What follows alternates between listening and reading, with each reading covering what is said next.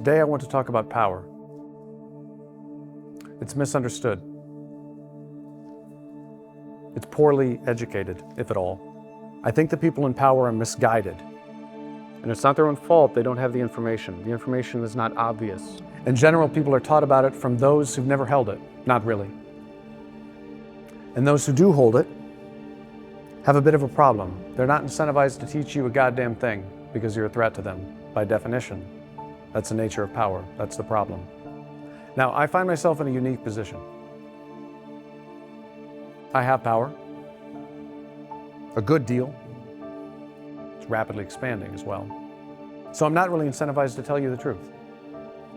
But it just so happens that my core position in this world is to advise the uniquely powerful on how to better exercise it, on how to better deploy it, on how to not be undone by it, and on how to not ruin the lives of many others because they had it and used it poorly. So because of that, it is my project. It is my life's work. It is my singular passion to talk about this subject and to help people better navigate a permanent, endogenous, irreducible, and irremovable sea of troubles. Now in this room are 9 paintings, 9 of the greatest paintings ever. They tell stories that are 3,000 years old. I find that to be an interesting number. It's a number that spans more than half of written history, more than half of civilization. This is the story of civilization. This is the story of the wisdom of every single generation that has ever had the ability to write anything down. This story is a tragedy. Well, there are only 2 types of stories, comedies and tragedies. This one's a tragedy. Every time, I feel there's something missing. Something that I have not learned when I grew up, when I first started working in companies, when I was in the Army. Something missing in leadership, something missing in our understanding of power and how we talk about it. Because it is a tragedy. It is a position and perspective that is uncommon and rare, and I mean deeply uncommon and rare, as rare as something can be. It's not in common language. We don't know what it's like to face this situation. And if you do find yourself in a position of power, and I don't mean management, I don't even mean leadership, I mean significant influence.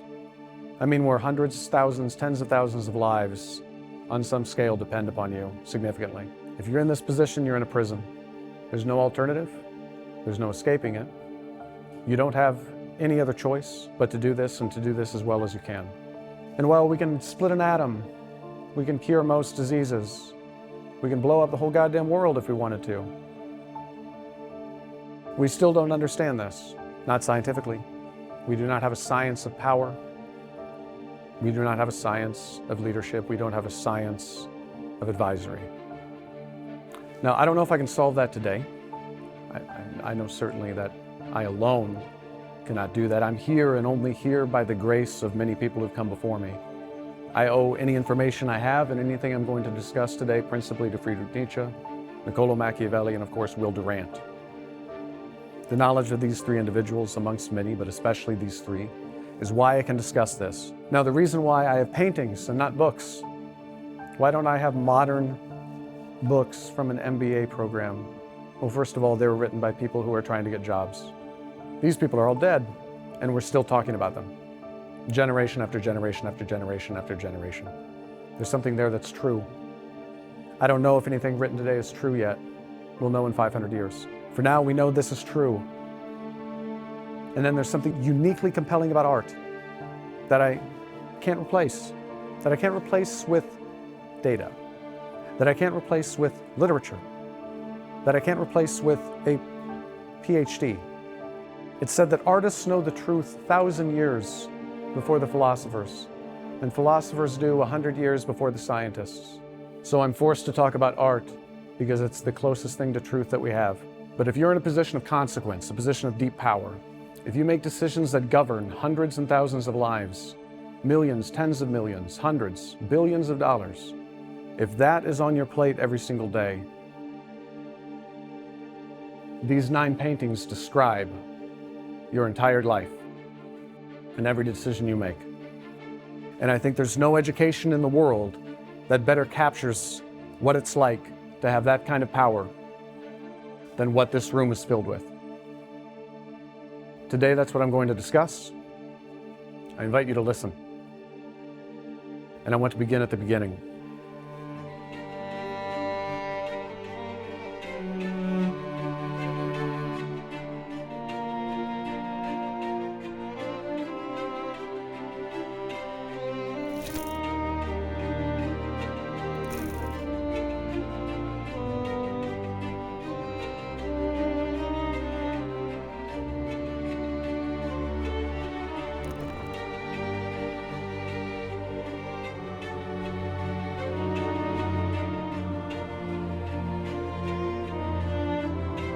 Calumny at Apelles.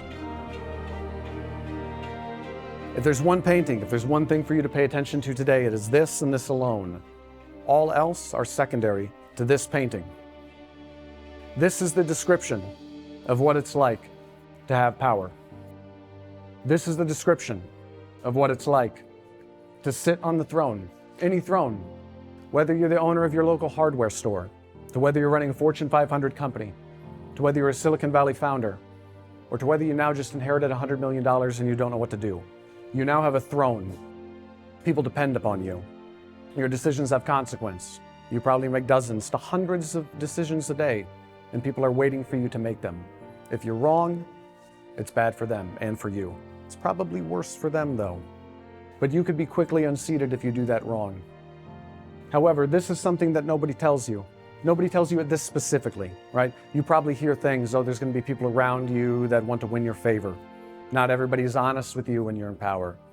People lie to you when you're in power. Everybody's just looking to get ahead when you're in power. This scene captures it more accurately than anything else. I'll outline the players that are here. We have, again, this is King Midas, doesn't matter. This is a king, this is you. I'm talking to you. I want you to imagine yourself in this situation, things you already know it. If you're actually in the positions that I'm describing, if you're actually the person who I'm trying to talk to here, you know exactly what it's like to be in that position. You know what it's like to be in a room filled with conspiracy, telling you a tale, with slander, dragging someone before you, or dragging a scene before you, or dragging some problem before you that is slanderous, with fraud, with envy, with ignorance and suspicion. These are the 6 main characters. Now, of course, there's 8 advisors in the room. There's 8 people trying to catch your ears. We should note very specifically that the ears that they've given the king are donkey ears, or the ears of an ass. I find that to be juvenile and funny, but accurate. Okay? If you are listening to these people, you're an ass. They'll govern your kingdom, whatever that kingdom is. They're in charge. That's your legacy. That's the law. Who you listen to is largely the law, okay? If you have the ears of an ass, it means you're listening to these people. And you know these people surround you. They surround everybody. And this is at every level. I want to be clear that this is not just people who run a company. I see stories of NBA players being conned and fleeced, largely by women. And we'll get to that in a minute. But being conned and fleeced by everybody. They see their paycheck, oh, this is a $20 million a year contract, but every fee comes out from about 13 different parties, and as soon as they come home, they don't know their family, they don't know their kids, and then half of their money is gone, and they don't know how to spend it, and they don't know what to do. This applies to a lot of different type of people. If you have money, you have power, and you have the ability to impact the world in a good way. You also have the ability to ruin your life very effectively. And there are going to be 6 people standing around you, begging you to ruin your life because they have nothing else to do, right? You have all the power. You've succeeded. Maybe you deserve that throne. Maybe you earned it, right? If you did earn it, then you have the problem of, well, what can they do to be competent? You're filling up all the space of competence, right? You're so fucking good. All right, well, what can they do? How can they outshine you? Okay, well, let's have some conspiracies. Let's have some slander. Let's have some fraud, some envy. And then, of course, ignorance and suspicion. If you've been at the seat of one of these tables, maybe you're not in charge, right? If you've been an advisor, if you've been an executive, I'm sure you've seen the person at the head of that table have ignorance and suspicion sitting on their right and their left, whispering in their ears, saying things that are just completely unfactual or confounded. Like I love suspicion. Suspicion is a great advisor, right? There's always an advisor that's, you know what, let's play it safe, right? Let's be careful. Well, let's be conservative. You know what, I don't trust them. I don't worry about them. There's always a person next to the king that doesn't trust anybody else. And they are themselves, of course, untrustworthy. But their marketed commodity is to not trust anybody else. They convince the king to trust no one except them. Well, that happens. Ignorance, of course. Oh, well, I don't understand this. How many deals have you seen at a table of consequence? How many business deals have you seen fall through because there's somebody, the brother? Isn't it wonderful to have a brother? Well, you know, I don't quite understand that. That's a little bit too complicated for me. How many great opportunities have you seen fall through because somebody is listening to a dumbass, to a moron, to someone who has no curiosity, no knowledge, no education, no expertise? All too common. Let's drill down more into, of course, calumny means slander. Okay, so so that this begins with a slanderous claim, a lie about what's happening. Okay, in this case, right, we have an apparent guilty man being brought before the king. Okay, so that's a type of scene. We're now going to charge someone with some type of a crime, and that was all complete slander. But we can take that scene and we can put that into anything, any false claim, any false report, any malicious statement, poison into the ears of that king. You know that there are people around you that do that. And this is my point. You can just think about this painting. You can just think about this for an hour if you're in that position. This is who you're surrounded by if you let them. And it's hard to tell who's who. It's very difficult to tell who's who. And this is why I think this is the most important thing. This is probably the single most important block of information for anybody in a position of power. Not the management principles of Drucker, though he's a fucking genius, okay? Not any modern book, although I will note what Nassim Taleb has said about modern business books. He said about academic material, you should only read the footnotes, and about modern day business books, you should not read them at all because they're just marketing. They're temporary. This is timeless. This is timeless. This is a 3,000-year-old story. And it was painted 500 years ago. I hope everybody who has any power, I hope they have this sitting on their desk. And no, I don't get any royalties from Botticelli. He died 500 years ago. So you could buy this from any artist you would like. But these are our 6 advisors that often have the ears of the king. However, we have 2 that we care about here. And these are the people that I now want you to think about. These are the only 2 good advisors. And I actually think these are one person, but I like that they're separated into 2. We see one pointing up and one pointing down. Now we're going to get into this over here. We see Plato pointing up and Aristotle pointing down. They're doing that for different reasons. And this is more a, actually this is quite interesting. I never thought of it. I've never stood. I have not rehearsed this. I'm just talking to you. That's all I'm doing right now. But I've never stood between these 2 paintings like this. This is like an epistemological painting on how we come to understand truth. And this is like an ontological understanding of what truth is. That's quite interesting. Well, we'll get to this later, but let's continue with our 2 only advisors that know what the hell they're doing. Truth and repentance. Okay, now of course that has a religious context, right? So once again, this is not an art history class, okay? The art historian is going to talk about religious themes. They're going to talk about how the early to mid-Renaissance era is artistically interpreting classical period literature and classical stories. They're going to talk about the revival of even principles like this in the School of Athens and how we understand these philosophical ideas. But again, I'm talking about this in the scene of power and consequence. And truth and repentance, another way to put this would be, this is the person who's talking about what we should be. They're pointing up. This is our ideal. This is our BHAG. Okay? This is who we said we're going to be. This is our manifesto, our statement of principles. This is what we ought to be doing. This is, again, ever higher. Our goals, our aim, our orientation, the ought, the should, the moral direction that we set ourselves. That's what this person is talking about.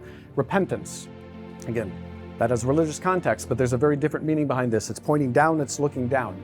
This is talking about the reality of our situation. This is why they're clad in black. They're quite ugly and haggard, right? This is an ugly truth, okay? So there's a person in your room pointing out the ugly truths of the problems around you. If you don't have somebody constantly whispering to you the problems around you, you have bad advisors, okay? Now, they're telling you problems too. So how do we differentiate the problem tellers from this problem teller? Well, one of the most obvious is that this problem teller is going to be standing next to this person right here, because this person is pointing out problems with that as their objective, okay?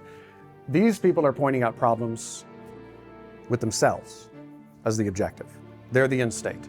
We just want to stay here, close to the king. That's all we want. We want to be close to the center of power. It should be, of course, noted that these are the furthest away. This king is fucked, essentially. Okay, if this is what your situation looks like, it's game over for you.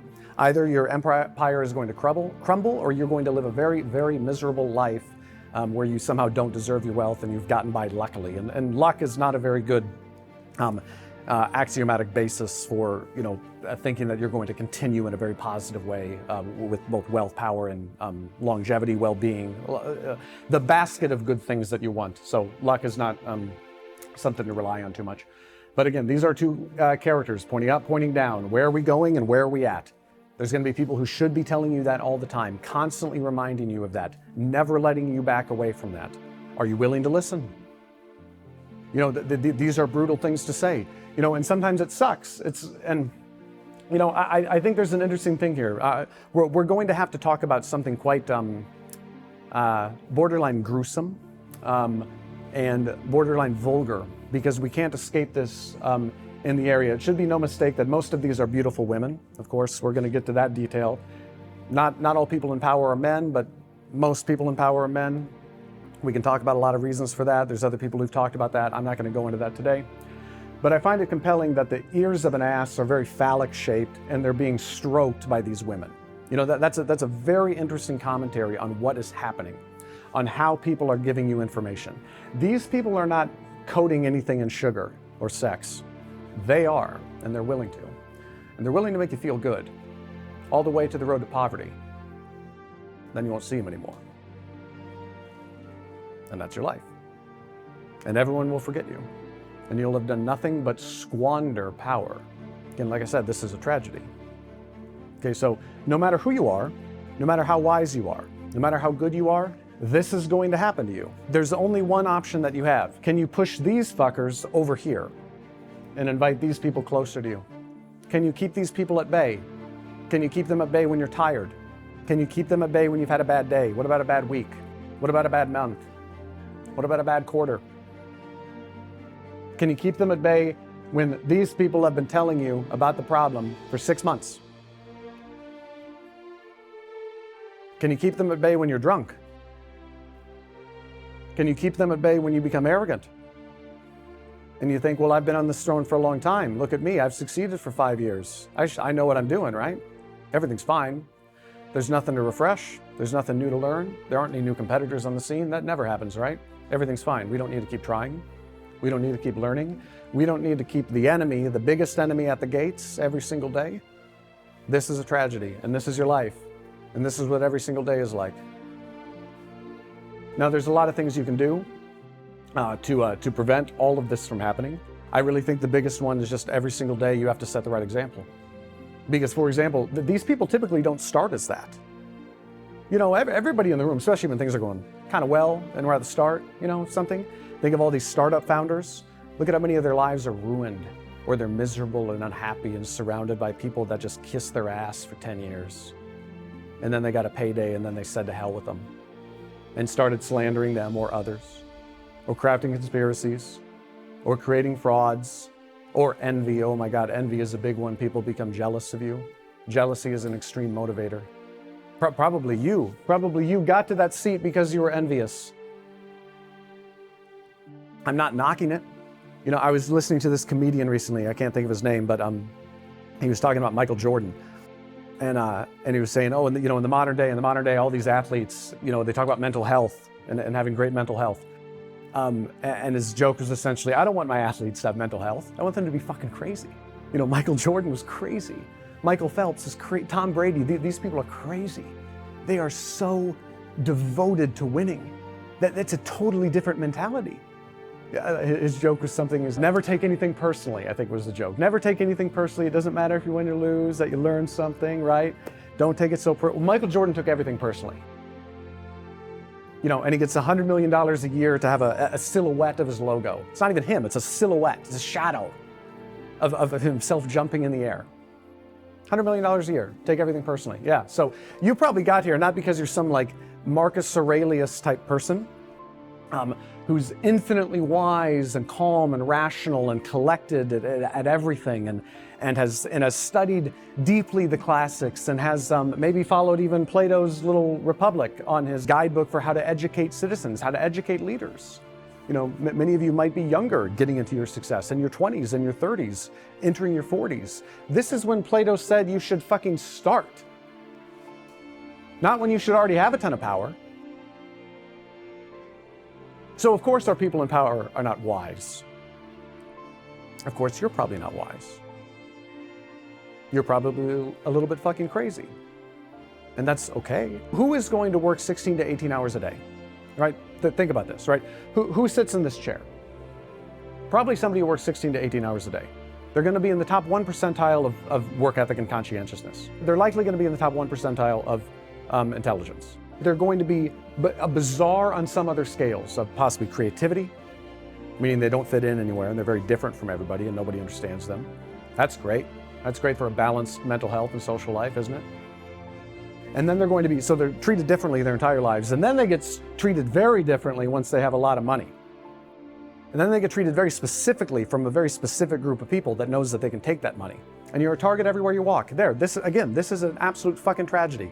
This painting tells the whole story. When I used to live in Florence, I would, this painting is held in the Uffizi, by the way, in Florence, Italy. I recommend viewing it. It's massive. It's better than this. It's much, much bigger, right? I would go to the Uffizi usually once a month to go see this painting. Sometimes I would show up in the morning before anybody was there. You can go in and get the yearly pass, you know, and so you can skip the line, but there was no line, so I just go right through. And I'd like to be the first one there so I could get up to the second floor and then past the Michelangelos and most of the Da Vinci's and then just go straight for the Botticelli's and just stand there by myself and look at this. On the way, of course, I would stop by at Agrippa and say hello to one of the greatest advisors in human history. But I would look at this painting. I've spent many hours looking at this because I understand that this is the situation I am in and you're in. So I advise people like this, and I'm simultaneously in that position. So it's a problem I really care about and want to solve. It's not one I just get paid for. It's one that I actually experience. And it's not very fun. But you may think I'm wrong. And so we can move on. Because we have another painting. One that expresses a very single idea. This is the Sword of Damocles. So this is Damocles. He's kind of nobody, really. He's in the king's court. He's a courtier. And this is the king. He's Dionysus. Again, doesn't matter who these people are. Let's talk about the scene. Another one. This is a 3,000-year-old story, again, that is continuing to be told, being painted about. One of the most famous paintings ever. There must be something true about this. There must be something timelessly true about this. Whatever is here is something that is far more human, far more personal, far more accurate than any other comparison. But Damocles is, I wouldn't say jealous of the king. You know, we're not in an envy situation over there. That's not what's going on. And nor are we talking about corrupt and, you know, malicious advisors and counselors to the king. I mean, we got some weirdos here. This guy, I wouldn't trust this guy. I wouldn't trust her. I would definitely not trust her. I'm concerned about this guard as well. You know, there's a lot of people to be concerned about here, right? But Damocles believes that the king's life is great. Everything's wonderful. You have wine, and it's the best wine. You have food brought to you. That's pretty nice, right? It was pre-Uber Eats, of course, or a very early product of a very early version of Uber Eats. You have food brought to you, and the food is the best food. It's better than my food, says Damocles. You have women around you, and they're naked, and they're fucking hot. Like, this is a great situation to be in, obviously. Like, from a male perspective, this is This should be like the dream, right? You know, like that. And maybe it is. You know, I can see why that's fun for about 10 minutes. But then he says, well, but you don't understand what the other minutes are like. You don't understand everything outside of that 10 minutes of drinking wine and looking at tits. You have to sit in this chair, and it's as if there's a sword hanging right above your head every moment you're sitting there. And so he says, Damocles, let's trade spots. Let's trade positions for the day. I want you to be king for a day. You get to sit in that chair. You get the wine. You get the women. You get the food. But you must have this sword hanging above you on a single thread, held by a single thread hanging above you. And that's it. And Damocles gladly accepted. And then he sat down. And then he thought for a few seconds. And things changed psychologically for him very quickly. He is not enjoying these beautiful women. He's not looking at them. Okay, well, that's a wonderful benefit. You have beautiful women, you can't look at them. That's great. He's not, he can't even get the wine, right? He can't even get, he's so fucking focused on this goddamn sword. He can't even grab the wine. And should he grab the wine? Should you get drunk when a sword is hanging above you? That's an interesting choice. He's not eating. He doesn't look hungry. You know, I think he'll be okay. He looks to be in a nice, he's probably doing some intermittent fasting. But you can see the problem. That's his chair. He didn't last the whole day. He gave up after an hour and returned the chair to the king. Okay, so it's very easy. Obviously, what's the symbol? Oh, from the outside looking in, blah, blah, blah. Okay. But this is it, right? Not cheap phrases. This. Think about this situation. All right. Heavy lies the crown. Nah, okay, kinda, I guess. No. You have a sword above your head. If you're wrong, you're dead. All right? Okay, maybe you're not an actual king. Maybe you're just a business owner. If you're wrong, you're bankrupt.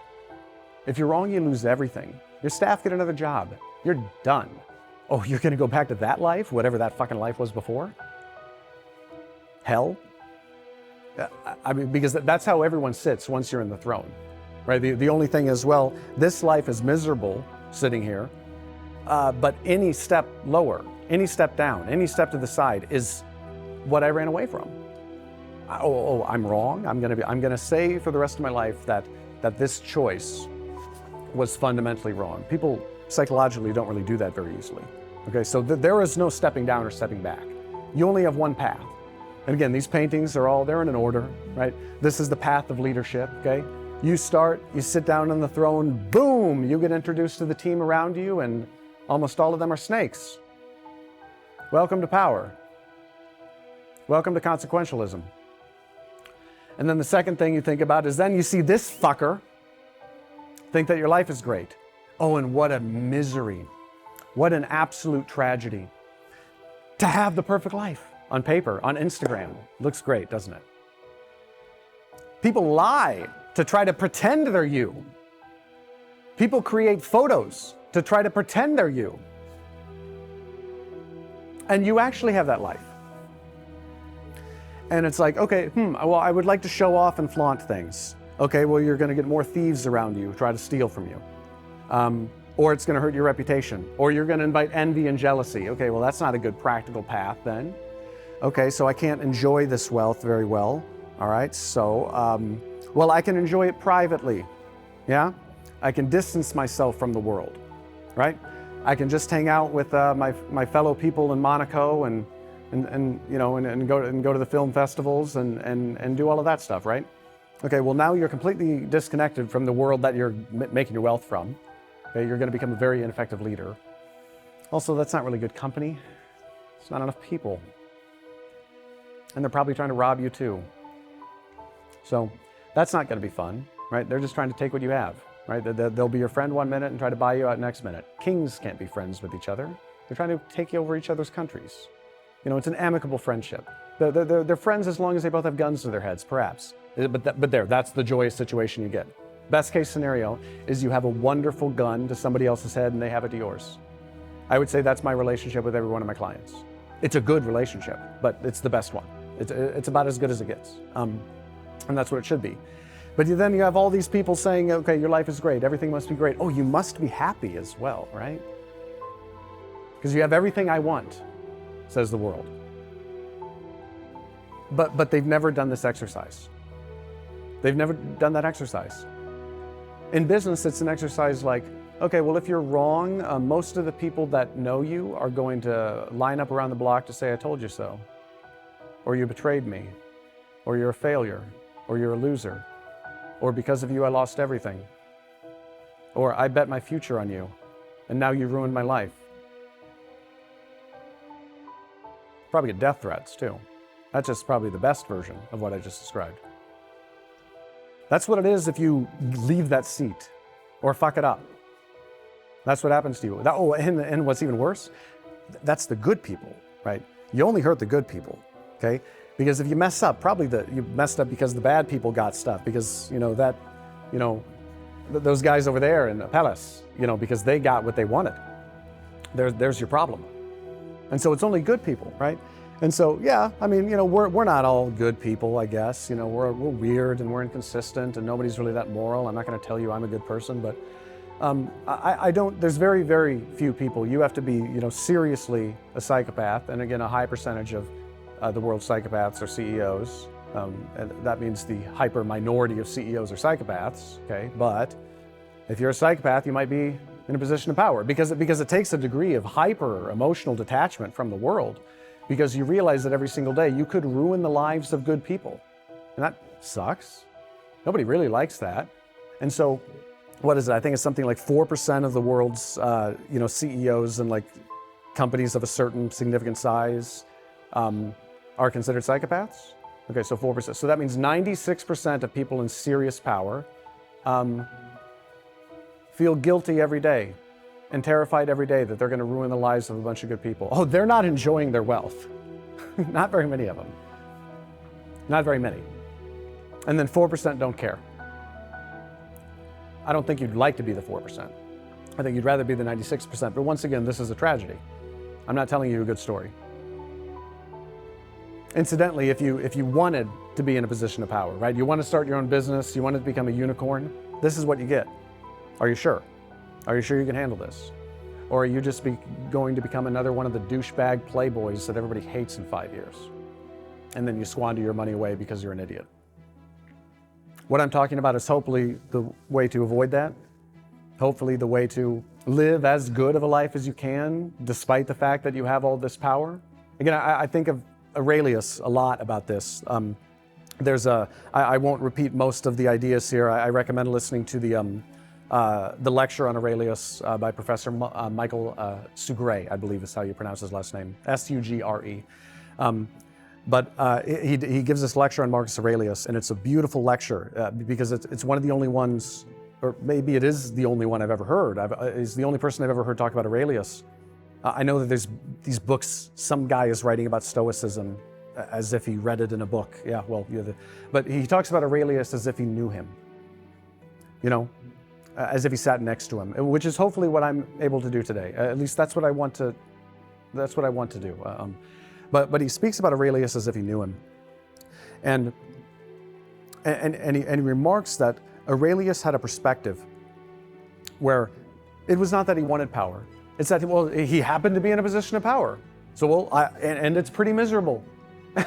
And I wish I could go live a life of quiet contemplation.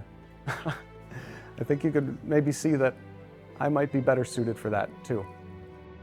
But he wished that he could go live a life of philosophy and ethics and quiet contemplation. But he happened to be a Roman emperor. What a tragedy. And so he had to deal with 100 people a day that wanted something from him. With 100 people a day that lied to him, that were jealous, that made things up, that had conspiracies, that had frauds, that were ignorant, yet still believed they were right, that were suspicious of the dishonest and the honest all the same. And he forgave them. He could have killed them. He could have fucked them, but he didn't. He somehow did the right thing. And it was generally annoying to him. It was the only option, right? This is what I'm saying. You really only have one option. Be as moral as one can be in a position of extreme power. Because any alternative is chaos for a lot of people, but definitely you. Definitely you. More chaos than you could probably manage. The Sword of Damocles, I think, shows this very clearly. It represents in a single point a sword, a very elegant instrument, a simple instrument. If that falls, it's over. And that's the knife's edge that you probably sit on and that you understand, and that he doesn't understand until he sat there for a moment and then gave it up. You should think about that if you want to do this. But then there's another problem, and we're introduced to this mainly because of, well, Shakespeare said it better than anybody. But we have probably the single biggest individual threat to anybody in power.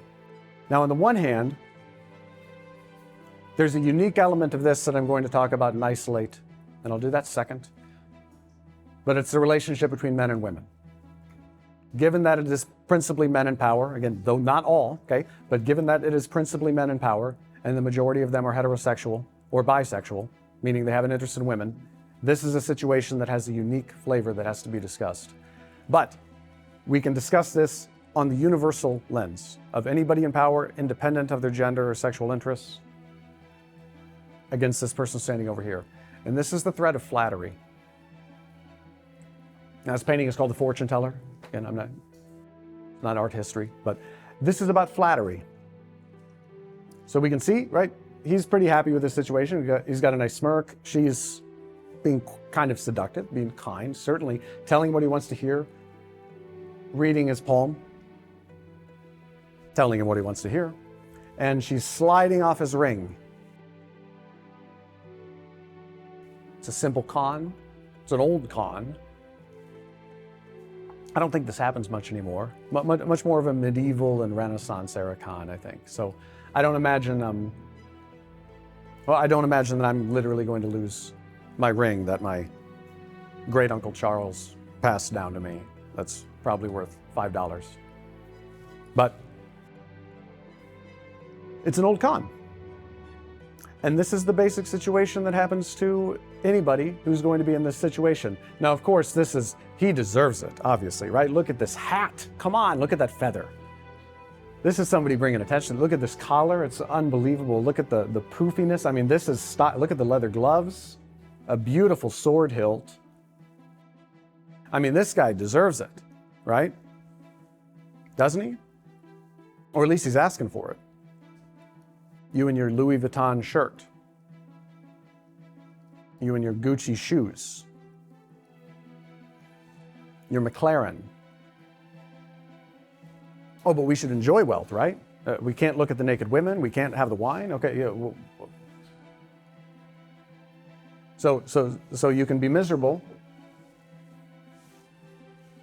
or you can enjoy your wealth. But the more you enjoy your wealth, the more you do this shit. I imagine this person being a great Instagram influencer. They would have done really well. They would have crushed it. But they've got 1,000 scoundrels in their DMs trying to pull every punch they can, trying to take everything they have. It's much easier to steal something than it is to make something, isn't it? We all know that. But this is flattery, and Shakespeare, so this is not from Shakespeare, but we have to talk about Shakespeare if we're talking about flattery. If you read Shakespeare's histories, and we're going to get to Shakespeare later, down here. This is where this all leads, by the way, to King Lear. We'll talk about him in a minute. But Shakespeare talked about flattery. If you read his histories, if you read how he talked about leadership, how he talked about the problems of leadership when he was describing many of the kings and the problem that they faced. If you were to have asked Shakespeare, what is the single greatest threat to kings of England or anywhere, but single greatest threat to anybody in power, he would say flattery. Of course, now these people, they love flattery too. They're going to stroke your donkey ears all you want, right? They're going to rub your hand. They're going to read your palm. They're going to do all manner of things to tell you what you want to hear. There's always somebody ready to do that. This is beyond a yes man. A yes man is not flattery. That's an automatic, this is this Monty Python sketch. I came here for an argument is not just the automatic gainsaying of one's position. No, a yes man is just the automatic affirmative saying of one's position. Okay, no, this is not just a yes man. These people are artists. They're good. They know what they're doing. They learn who you are and what you like. Right now, I'm making it very clear something I like. Somebody could get my attention.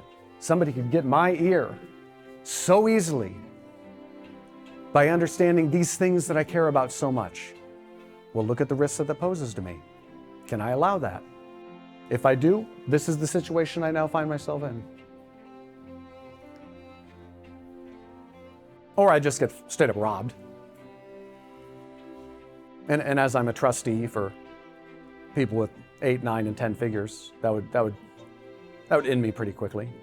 If I get so foolishly robbed because of my ego, because they made me feel good, because of sexual weakness, because I'm lonely, because I'm sad. There's manipulative people out there. And if you think you're impervious to that, you're wrong.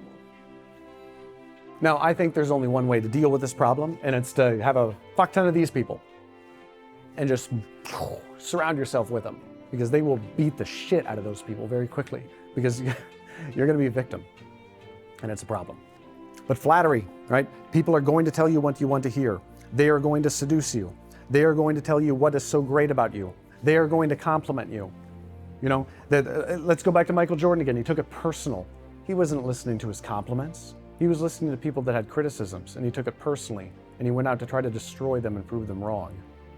If you're listening to your compliments, they feel good. They're nice. But if you really like that, people will notice. Again, like I said, these people probably didn't start. They didn't start this way. Some of them did, but not all of them, right? You can fill the room with them. And there were people that were not born that way. Right? They were not trained, right? They just saw an opportunity. Wait a minute. Okay, they kind of like that. Maybe I can do that again. They liked that. Okay, I kind of got something for that. Let's see where this line is drawn. And it's a march. It's a march to see where your line is, to how far you're going to let somebody go, who is just there to make you feel good, not to tell you the truth, not to tell you who you should be, but because you could double their bonus, maybe.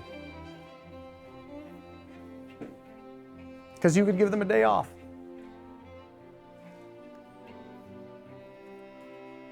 Because their grandmother is now sick and in the hospital and they need something.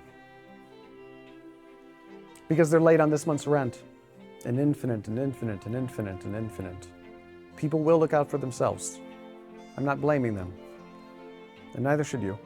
Don't invite suspicion. I'm not trying to do that. I'm not saying be suspicious of everybody. I'm saying draw lines. Hold standards. Because as soon as you start playing this game, you now invite these people. You empower that group of people.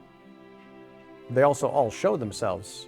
From time to time, it's useful to appear weak, to appear stupid, to appear drunk, to appear immoral, to appear inefficient. Occasionally, that can be useful.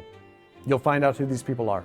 I suggest doing that from time to time, to root them out, and to do it regularly. Not frequently, but more than once every 10 years. But this is a huge threat, flattery. But now let's get to the male-female aspect, because we have to talk about that. There's probably nothing more fucking goddamn dangerous to a man's wealth than a woman who knows how to get it. That is just factually true. You can look at court cases. There's this divorce lawyer. Do you know who I'm talking about? I'm sure you know this divorce lawyer is on every podcast right now. He's very charismatic and very experienced, very knowledgeable. But and he's got good things to say because he's seen this situation. This is what he's talking about. Kind of, this is part of what he's talking about. I can't think of his name. I apologize to him.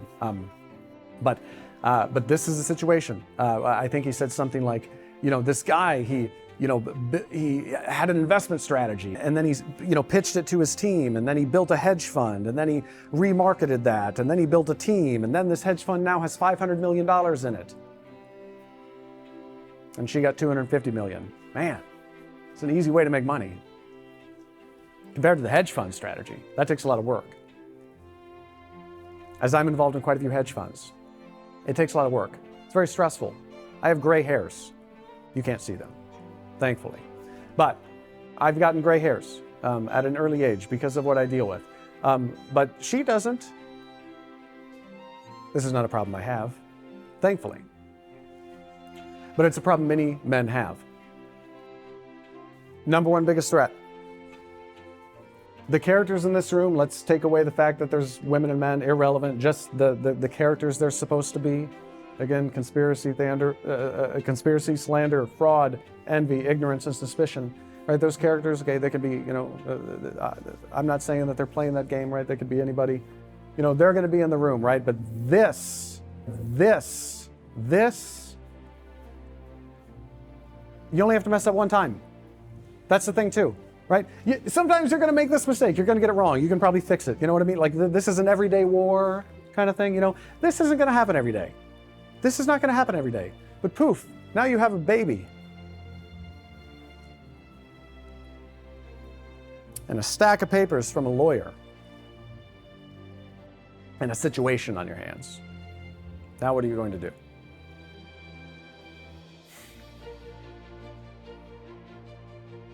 One of the problems is that we are highly evolved primates.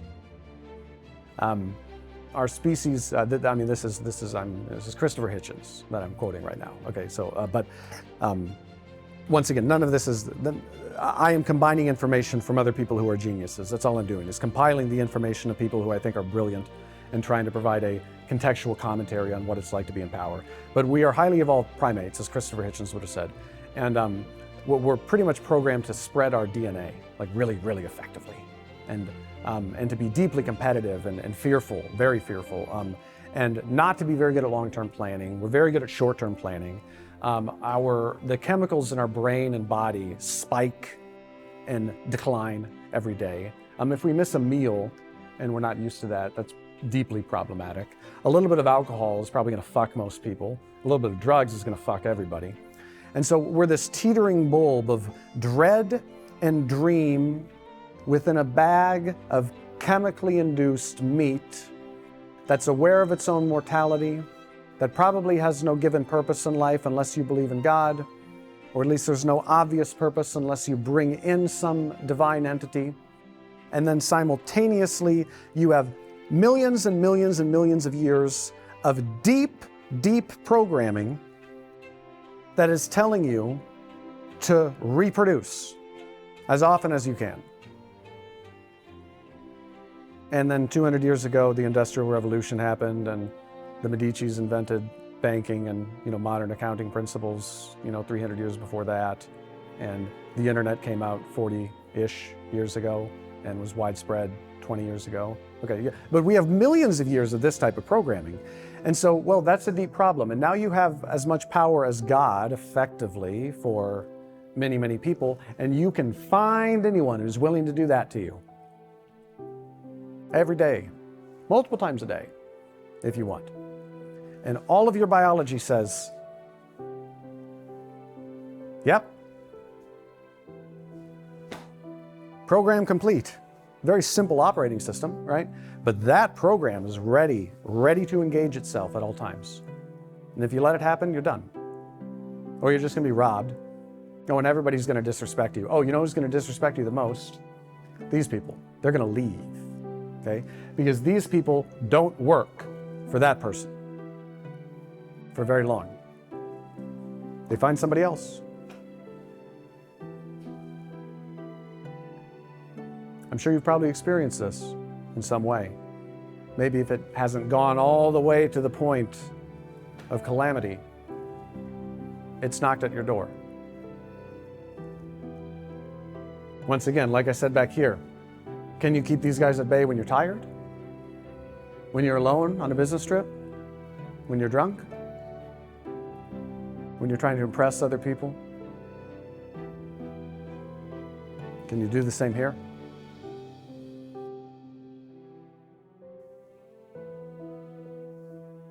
I worry if you can't. I hope you can. Once again, it's a tragedy. You don't get to have fun. I'm sorry. There's a few ways to deal with that,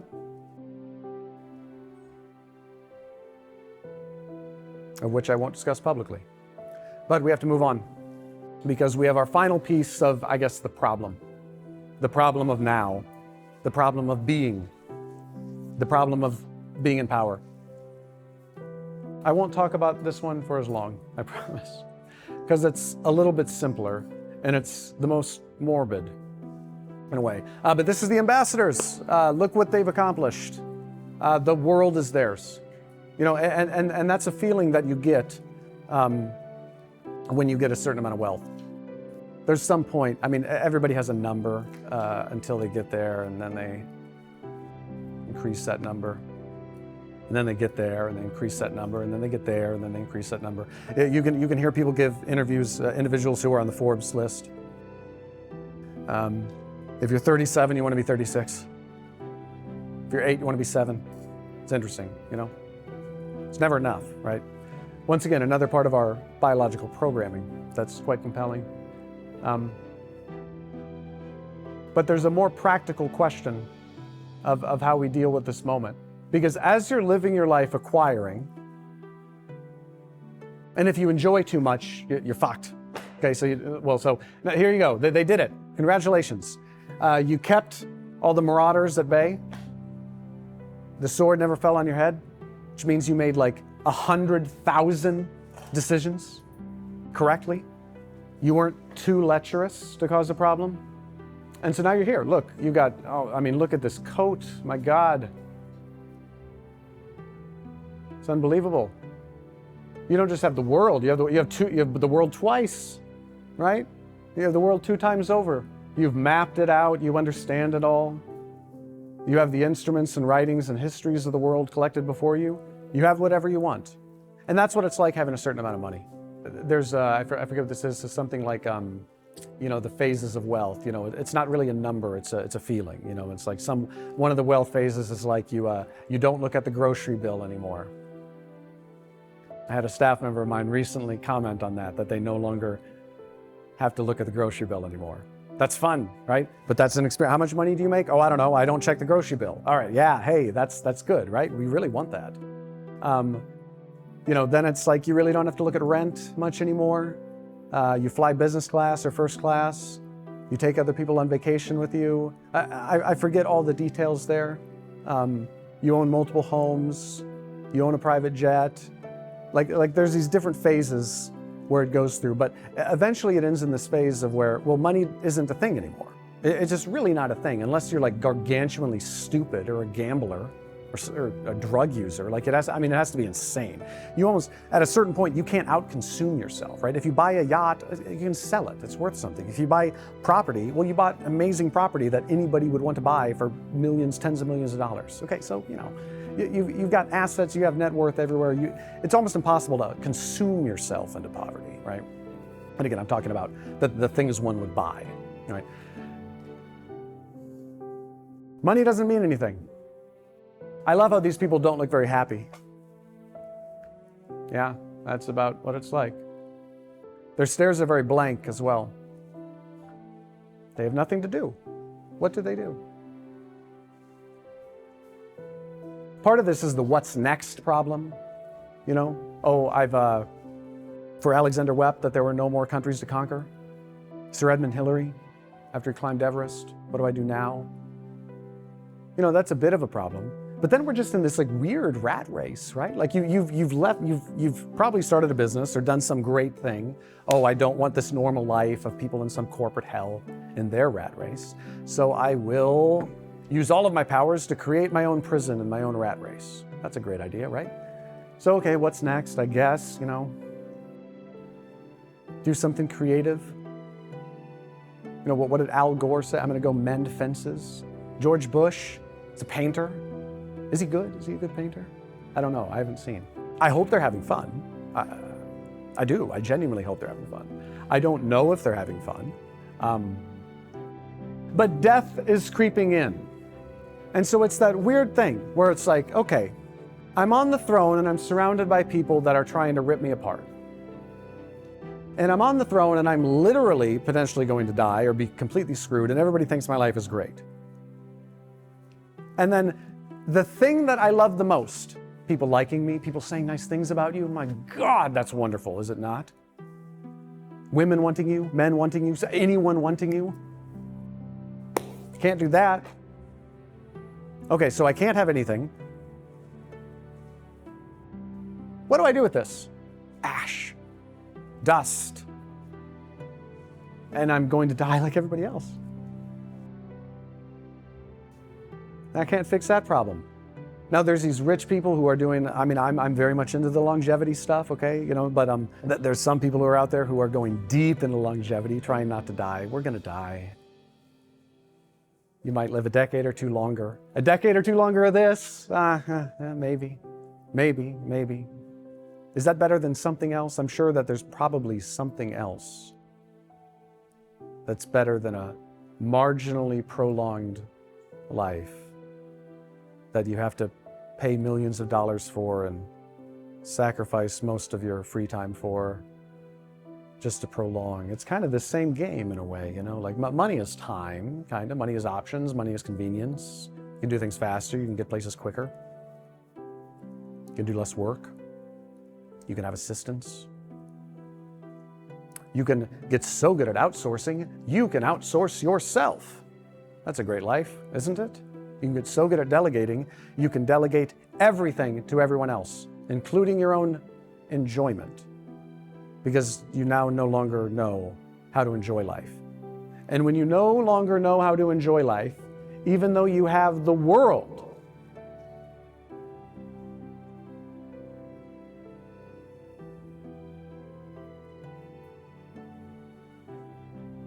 you think about death a lot. Especially because you probably risked a lot to get that. You probably did a lot of things that were not necessarily wise health decisions to get that. It's quite a tragedy. Maybe you care about legacy, right? Some of these equations change a bit when we bring in religion. Religion is a really interesting feature. I think it's a really good feature that humanity has brought in, right? A balance patch, maybe, would be a way to describe it. It's a very good feature for us to start thinking about our mortality in a way that takes us out of this, because this is just horrible. It's absolutely horrible. It underwrites the idea of legacy, religion. Culture does similarly. Culture does a very similar thing. The land, the people, the history of a nation, the legacy of a nation, and how we can contribute to that legacy. Very similar poetry as religion. But in our modern world, we don't really have much of a religion anymore. This is actually kind of our, again, it's not our religion, but this is what we idealize, right? This is the entity which we put at the apex of our priorities, rather than something like God, or something like family, or something like community, or virtue. It's material. And a material, this is all you get. But that's it, right? And there can become something so deeply nihilistic here, which I hate, okay? And that's why I hope if people take away a nihilistic message from this, you will have missed the point. This is not about nihilism. I'm not advocating for nihilism. I'm saying that nihilism is going to creep the fuck in everywhere, and you really got to put that at bay, because otherwise you're going to end up in this situation. It's a serious problem. It's a serious problem. You will be depressed. You will be depressed a lot. Now, that's not necessarily a bad thing. Depression, pain, suffering forces you to look inward. It forces you to solve a problem. Okay, so it's not the end. It's not like, okay, well, I can tell you very candidly, a good part of my last few years, the majority of my time has been in some form of depression. It's very miserable. I do not like my life most of the time. I see that in many of my clients too. But, well, what are we going to do? Die? What's the option? Again, I'm unfortunately in this position. And I'm talking to you today, not because I'm trying to get anything from you. I don't want anything from you. I don't need anything. So I think I'm right about something. I think I'm good at this, whatever this is. And I think if more people understood these things, particularly people in power, particularly people who live a very, very consequential life, and where hundreds, thousands, tens of thousands of people around them depend on them, will be impacted by them in very significant ways. I think perhaps something will be better if these things are understood. I think there will be less chaos, more harmony. I think we'll have a better way in which to discuss intractable problems, because these problems are intractable, right? Like I said, there's no solution to this. These are not going away. This is going to happen. You sit on the throne, there you go. There you go. There's going to be people flattering you and women coming at you, always. That's never going to change. And if all you did it for was this, then all you get is death. And that's it. Now, I'm not sure how long I've spoken. We have 5 more things to go to. These 4 are kind of a group of what the problem is. Now, the next painting is going to be a bit different from the other ones. There's a different theme. It's a bit of an outlier in terms of what I'm going to be talking about, but there's an important difference that I really need to isolate that stands apart from the other ones. It's very specific to leadership. This is not about leadership, this is about information. I think earlier I surprisingly came across the awareness that our original painting here, that in part this is a epistemological conversation on truth, and that's part of what's being depicted here. And this is an ontological conversation on truth. Again, epistemology and ontology are basically 2 of our core divisions within the field of philosophy, right? How do we come to understand information? In this case, how do we come to understand truth? That's epistemology. And then ontology, what is something? What is truth? So this is an ontological representation of truth, okay? And so, well, this is important because when you're in the seat, when you're under the Sword of Damocles, right, you're dealing with information. You're interacting with information. You're being told things. Well, some things upset you. That doesn't mean it's right or wrong. Some things make you happy. That doesn't mean it's right or wrong. But what are the 2 fundamental types of information? Once again, we have Plato and Aristotle. And I mean, they're the perfect characters for this because Plato and Aristotle represent 2 massively different branches of philosophical interpretation. Their bodies of work are substantively different. Plato wrote the Republic. He wrote in dialogues. He created an art form, essentially. He's talking about an ideal in so much of his works. He's talking about idealism. He's talking about forms. He's talking about how we understand concepts like justice, like wisdom, like leadership, like education, like good and bad. He asks these questions in a very deep way. You know, I'm even somewhat reminded of Mr. Rogers in this regard and what he did with his children's program. He asked questions to children in a very platonic way, you know, to get them to think about something more deeply, to get them to question their motivations. You know, Plato and Mr. Rogers, I think, have a lot in common. Plato is, I would think, you know, a little bit more advanced level. But the fundamental frame of the Platonic dialogue is quite simple. The point is, he's pointing up. Again, we can see, right? We're talking about this before. We have up and down, right? I'm bringing some connection here. But once again, this is about types of truth, where we're going, where we are. This is about types of information, idealism, realism, and both are important, okay? And this is a common mistake that, well, you make, whoever the hell you are, but if you're nobody, it doesn't matter very much except for you. But if you're in power, if you favor one side of information, and typically people do, if you favor one side over the other, you're going to have a problem. It means you're going to be blind, okay? Now, I'm very much a realist, okay? You know, if you can go back to, you know, I mean, Machiavelli is a father of realism. I love Thucydides, the Melian dialogue. I mean, there's almost nothing more beautifully worded in a single sentence of what realism is and what the world, how the world is axiomatically described in so many contexts. The strong do what they can and the weak suffer what they must. That is the Melian dialogue, right? It's one of the most famous scenes within, again, the book, The Peloponnesian War by Thucydides, one of the greatest historians and realist philosophers ever, right? But that was his perspective, was realism. A lot of people say they're a realist and they mean something quite boring, right? I'm talking about the philosophy of realism. I'm talking about the school of international relations, the field of realism as it pertains to great power politics. I'm talking about realism as it relates to how lines are drawn on maps, on when we decide when and if and where people die. And then of course in business, where, if and when our dollars are spent, invested, or pulled from projects. So that's realism. Now, I'm very much a realist, but I try to describe myself as an aspirational realist, okay? Because I think in realism, but on the idealism territory, I can understand it, or rather, I can't speak the language, but I can understand. So I don't expect anybody to be able to speak both languages of realism and idealism. I think that's impossible. You're kind of either one or the other. You have an orientation, as it were. But you must respect the other one. So figure out where you're at and learn how to respect the other one, okay? Or at least have somebody in the room, one of these people, okay? If you're more of an idealist, okay, you need to get this guy in there, right? If you're more of a realist, you need to get her in there, okay? Actually, well, they're both women in the painting, but whatever. So here we are, right? Plato's pointing up. He's talking about what could be. And you can read his works, of course. Now, of course, this whole side of the room, whoosh, a bunch of idealists. A bunch of Platonists. I have a LinkedIn friend, whatever that means, who used to be a philosophy professor, and he very much likes Plato. We sometimes get in arguments.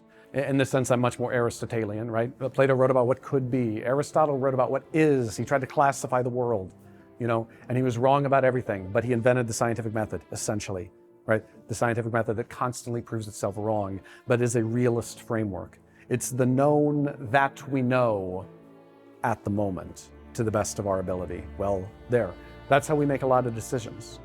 And if we only make decisions based upon that, well, we don't have any innovation. We don't have anything new. That's what this painting is for. Just that one problem. If you're only listening to the realists who say, whoa, wait a minute, this is what we know. This is how things work. This is how my buddy did it. This is how your father did it. Your mother did it. This is how this other business we know succeeded. Now, maybe that's useful information, and in most cases it is. Part of it is useful. It's very rare that you're going to encounter a realist who is fundamentally wrong. That's almost never the case. The problem is realists are always incomplete, permanently. I think there's a phrase that I quite like here, right? It's very wordy, okay? I apologize for this. It's from Slavoj Žižek. He's an interesting philosopher. But he talks about video game design as kind of an allegory about life, is that, life itself, reality itself is like a video game. It's ontologically incomplete, right? If you go into a video game and you keep walking and you keep walking and you keep walking until the end of the map, you get into some weird zone of undevelopment, right? It's incomplete. So we live in an ontologically incomplete world. That's realism. Well, here's everything I know. Well, do you know everything? Everything that could be known about everything at all times? Well, no, of course not. Well, you're ontologically incomplete. You don't know everything about everything at all times. Okay, so what do we do about that? We have to have some creativity. We have to have some what ifs. We have to have some idealism. We have to have some, how do we combine disparate information that maybe hasn't been combined before in a novel way to produce a result that we need but wouldn't necessarily expect from the current materials that we have? What did Henry Ford say? If I gave people what they wanted or what they knew they wanted, I would have given them a faster horse. It's an interesting commentary. Now, of course, that being said, you could say, oh, he's some idealist, he's a dreamer, right? And then he also said, you can have it in any color you want as long as it's black. All right, so there's some pragmatism and some realism there. Okay, so once again, these are these balancing principles, okay? And so what's so important, and that's why I want you to really think, right, here's the most important painting. We already know this, keep this one, all right? But don't forget about this one, right? Because if you don't understand what's happening here, then you're going to misinterpret how to deal with that all the time. Okay? Because you're going to have conspiracy and fucking slander and fraud and envy and ignorance and suspicion, and those 6 characters, they're gonna feel, oh, and flattery. Of course, our biggest problem, flattery. You're gonna have them talking about your preference, right? And you're either a Platonist or an Aristotelian. You either lean one way or the other, okay? And so I'm sure, once again, you've worked with these people and you are this person. You've been at the table. You've seen the guy at the end of the table being told information, and that person's a realist. Okay, well, whose argument wins at the table? It's the pragmatists. It's the been there, done that people. It's the experienced people. Are they right? Partially, probably. Is that going to lead to victory, though? That's all that matters. And again, I assume all we're doing is talking about victory. Well, again, I'm giving you a commentary. I'm giving you the art of massive, unprecedented, rare success. Michael Jordan, Bill Russell, my favorite of all time, right? How to actually win. This is about how to win, not how to flail. But most businesses don't fail, they flail. Most people don't fail, they flail. They just drift around in a nether of oblivion and obscurity and irrelevance, okay? I'm talking about people that want to be massively beyond that, gulfs beyond that. You must understand that if you deny half of this painting, you're never going to get that. You're going to be very limited in the information you can understand. And once again, I don't expect realists to become idealists. It's not going to happen. I'm not going to be an idealist. That's not how I think. But I have to really understand those people. I oftentimes surround myself with very creative people, with artists. I'm fucking surrounded by art right now. I'm inspired by it. I use this as an inspiration for me to better understand the world. Because if it's just The Prince that I read, or Leviathan, if all I'm doing is reading Hobbes, La Rochefoucauld, Nietzsche, Machiavelli, if all I'm reading are those characters, Edmund Burke, I love Edmund Burke. If that's all the information I have, well, again, I've just blocked out this side of the painting, and all I have is this. It's very inappropriate. You cannot find yourself in a position where you say, okay, well, again, you try to even say that as a compliment to yourself. Oh, well, I'm a realist. I'm the wise, practical person. Or, no, I'm an idealist. I'm a very creative person. You just give yourself compliments. Well, flattery. You're flattering your fucking self. Congratulations. That's not a path to success. That's not a path to beating everyone. That's not a path to domination. That's not a path to leadership where you can actually make a difference, where you can actually change people's lives for a long period of time, where you actually get to do the right thing. That's really my only concern. And I'll even go back to the beginning, kind of as I spoke just at the start, as I'm entering this whole thing. I don't really believe I'm a good person. I just think, well, what else would I do? So once again, if you don't pay attention, if you don't listen to all these voices, if you don't pay attention to the near and to the far, to the familiar and to the unfamiliar, you're doomed. You'll lose. Someone will beat you. There you have it. That'll be the end of you. That'll be your legacy. It's not much of a legacy, really. Legacy applies to people that are relevant, and you'll be irrelevant if you can't manage this. Now, one mind cannot canvas all of human knowledge. You have to surround yourself with people. That's why your room is always filled. And these people can be good and bad, and you can do things to incentivize the bad or incentivize the good. Those are the levers you get to play. And if you start favoring one side, well, guess what? They're going to become one type of group of people too. They're not just idealists, they're also conspirators. They're also fraudsters. They're also envious. They're also trying to find their own power because they want power. Oh, like Damocles, right? They want their own power before they see what it's like. Again, that's a situation you get in. If you ignore half of this room, you're going to be in trouble. I don't care what your preferences are. Your preferences are irrelevant. This is the commentary on truth. This is the commentary on unprecedented success. Once again, the difference between somebody who is winning everything and someone who is fifth place, right? Which is to say the fifth greatest person in the world at the thing. The difference between them is a few percentage points. There, ignore part of this room. There's your few percentage points. And that moves you from victory to irrelevance. So there's the problem. If you think you can skip part of this, you're going to have a very serious issue. I hope you pay attention to this. I strongly encourage that you don't ignore the different voices in the room. Almost everybody has something to offer. Now, they talk about this with respect to empathy all the time as well. This is a very important thing. I think empathy is over-discussed.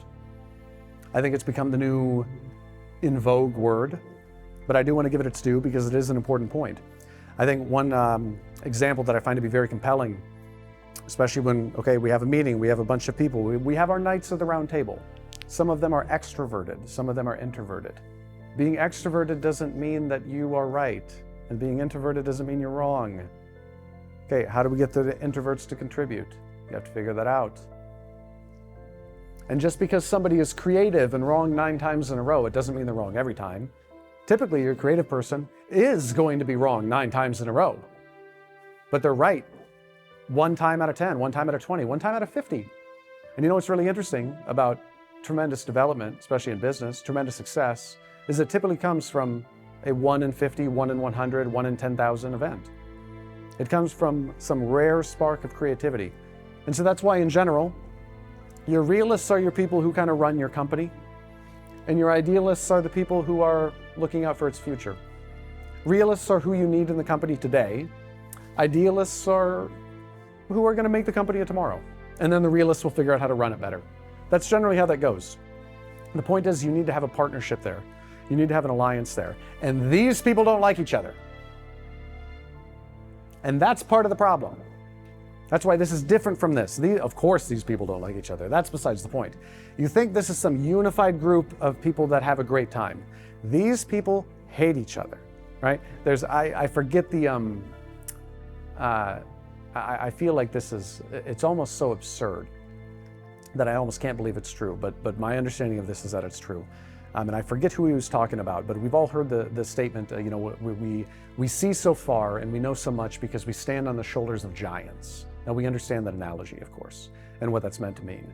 But it was said by Isaac Newton, and he was commenting on a colleague of his who he did not like, who had a bit of a hunchback.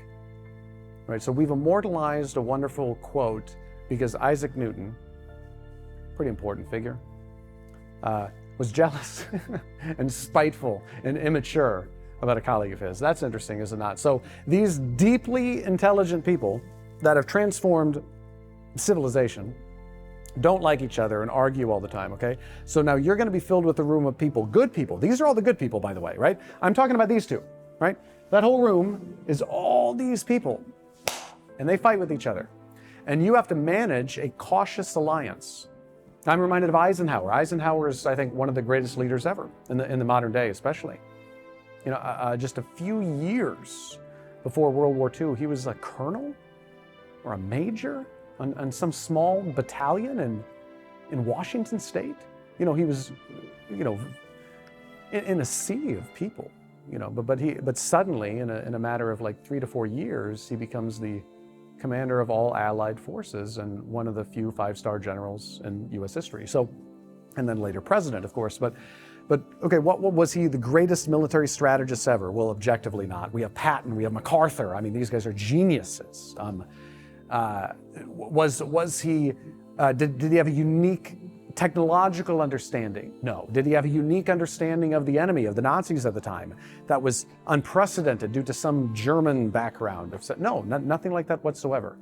He was good at negotiating this room and making sure this room of people that hate each other, or not really like each other that much, they like each other more than the enemy. How about that, right? The Americans and the British and the Russians, they liked each other more than the Germans and the Italians, okay? But that was about it, and that's not saying much. That was not a peaceful room. It was just not a room at war. He was able to manage a peace to get a group of people to fight a war and win a war. That's wonderful. Okay, well, that's kind of what you're doing. That's kind of the situation you're in. And this is a different problem. That's why, once again, this is a different tone and tenor from the other paintings we're going to talk about. But I couldn't remove this because how you understand this type of information is going to deeply, deeply influence how effective you are. And if you're not effective, then you're just, okay, you're not suffering calamity, okay, you're not suffering these horrible calamities, but then you also don't know how to fundamentally deal with information. And you're going to be left kind of wandering, like, okay, well, I have this kind of wisdom, but I don't have this technical facility. This is a technical facility, and that's what we need to deal with here. So, but I'm done with this one because I want to move back to some more of the core problems. And we now have the blind leading the blind. And the reason why I want to talk about this one, and we have one more that's similar to this I'm going to talk about, and this should be far briefer, is because my impression is that so many people want the opposite of this. So many people think that they can get the opposite of this, right? Okay, well, what's the problem here? We see okay, the blind are leading the blind. Really? Do I have to explain what's going on here? Do I have to explain why this is a stupid situation? All right, so oftentimes, well, people like me, and people in my position, right? People who probably want to be fraudsters and slanderers, right? They try to give you this, so you don't need you need a good advisor, right? You need to hire consultants. You need to hire experts. Otherwise, it's just the blind leading the blind. Well, of course, that's correct. Of course, that's somewhat correct. There's something so dangerous about half-truths, about incomplete truths. They're so pithy, the blind leading the blind. It's so pithy and so dangerously wrong. There's almost nothing so dangerous as being partially correct. Being outright wrong is an easier situation. Okay, I got that completely wrong. I have to step all the way over here now, right? It's an obvious justification. It's easier to move from the wrong. But being partially correct, it's enough to flail, not to fail. Failure, you can at least learn. Flailure, and well, I mean, things are going kind of well, aren't they, right? Things are going kind of well. But again, I'm trying to talk to people who want unprecedented success, who want uncommon power amongst the powerful, who want uncommon wealth amongst the wealthy, who want uncommon influence amongst the influential. And if you think you can get yourself out of a blind leading the blind situation, good luck. Who has helped govern 2 generations of wealth, totaling billions of dollars across multiple countries? Who's living or who's not 80? Okay, so they're not available for hire or they're dead. Okay, so that's the problem that we have. When we deal with the situation of uncommon power amongst the powerful, of uncommon wealth amongst the wealthy, of uncommon influence amongst the influential, we are by definition dealing with unprecedented territory. We are blind. Now what do? We are heading towards a ditch. What do? This is the situation of ultra high net worth, ultra powerful. It is a lot of unknowns. You're dealing with serious unknowns. That's why, once again, I can't give you a playbook. I have to talk about art. I have to talk about 3,000 years of poetry, story, and art, and tragedy, principally, to describe the situation that you're in at that level. Everything below you is easy. You can hire an accountant, financial advisor, put your money in VOO, have a little bit of bond portfolio, diversify with some real estate, set up a living trust for your kids. I mean, 20-year-old admins can go file a trust for you. 20-year-old admins can go set up a Cayman company and then an IP agreement and divert 15% of your revenue and put that in a tax-efficient jurisdiction, and then you can have that isolated within a trust, and you can loan against that eventually and buy, borrow, die. Again, 20-year-old admins know how to set this up. Like this is a game plan. That's a very, very easy thing to do. If you got $5 million, $10 million, go do that, and you'll be fine. Your life will be great. You're in the 1% forever. Congratulations. It's not who I'm talking to. I'm talking to people who are in very uncommon and unprecedented territories, who are dealing with very complicated structures, very complicated problems, very complicated desires, very complicated circumstances. And they have unique plans, all of them very unique. There's no starter pack. Though, you're going to be sold a starter pack that looks like the opposite of this. Someone's going to say, hey, don't do this. And once again, like I said about half-truths, well, in this case, it's like a 99% truth, right? 99% of wealthy people, cool. Hire a local attorney, some admins will file some paperwork for you. You'll figure out some situation, it'll be fine. Get some advice from people that have come before you and face the exact same thing. The exact same thing. That's the problem, is you're not facing the exact same thing. You're in similar circumstances, similar positions, similar strategic relationships to people around you. It's just magnified. There is Is this Ingalls? I think it was quantity has a quality of its own. I suppose it's unique to bring up a communist philosopher in a very capitalist conversation. But it's true, that's a true, well, hey, the idealists, right? I can't ignore the idealists, right? It's a very true statement. Okay, well, quantity has a quality of its own. Okay, I'm not talking about $10 million. I'm talking about $500 million. What do we do in that scenario? Okay, well, everybody's trying to rob you. And I mean like mad, they're trying to rob you. Again, it's so easy to go to sports too. Hey, 21-year-old boy. Here's a guaranteed $212 million over the next 11 years.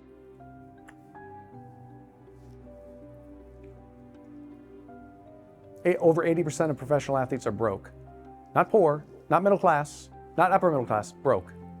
Wonder why? So few people go before you in that situation.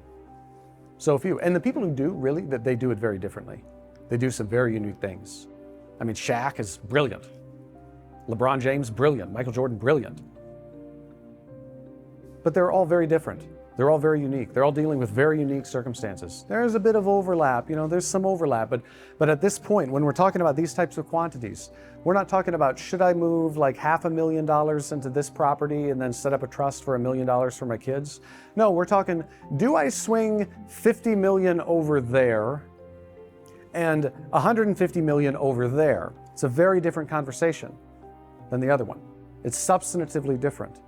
And so the overlap between people like this, again, we're talking about like fingerprints on an abandoned handrail, like that's about as much of detail as you can glean from the situation. We are blind to dealing with the magnanimity, the enormity, the grand complexity of the situation that you're going to have to deal with when you have that type of wealth and that type of money. If you think you can find somebody with sight, with actual sight, good luck. I'm not them. I haven't found them. Now, you need people who can see about as well as they can, right? And who are maybe very good at being blind and dealing with the unknown, dealing with uncertainty, dealing with volatility, dealing with risk. Once again, we're now under the Sword of Damocles. You're inviting a bunch of people to sit under that sword with you to a certain extent. That's not a fun place to be, dealing with that much. You can deal with it alone, or you can deal with a few people. That's a pretty miserable situation. It's easy to comfort yourself in some fact that maybe there's someone who knows everything and I can give everything to them, I like Gordon Ramsay. I sometimes watch Kitchen Nightmares when I'm cooking. Sometimes it's good to know what not to do. And that's a very good example of what not to do. But sometimes there will be a restaurant that's in such dire circumstances that he'll bring in like a guest chef or a consulting chef for them for like a month. And you'll see the way that they react to this person every single time. They just like collapse like the Austro-Hungarian Empire. I mean, like they just absolutely melt, and they're like, we will do anything for you that literally everything you say is might as well be from the Bible or from, it's the Word of God, right? And well, okay, that kind of makes sense in that situation. We want that situation. We want to be a baby again and to be held and cradled within some womb where nothing can hurt us, right? Once again, million years of primal instincts that we're dealing with there. Some difficult biology there that we have to wrestle with, okay? But they give that up. Now, this is just a single restaurant. You bring in a consulting chef that knows how to run a restaurant? Obviously, yeah, listen to him. Blind leading the blind. Let's get somebody with sight in here. There you go. Problem solved. Okay, now, who's the... So if your desire is, I want to outdo Gordon Ramsay from a business perspective in the culinary field, who has sight? There's your problem. Everyone's blind.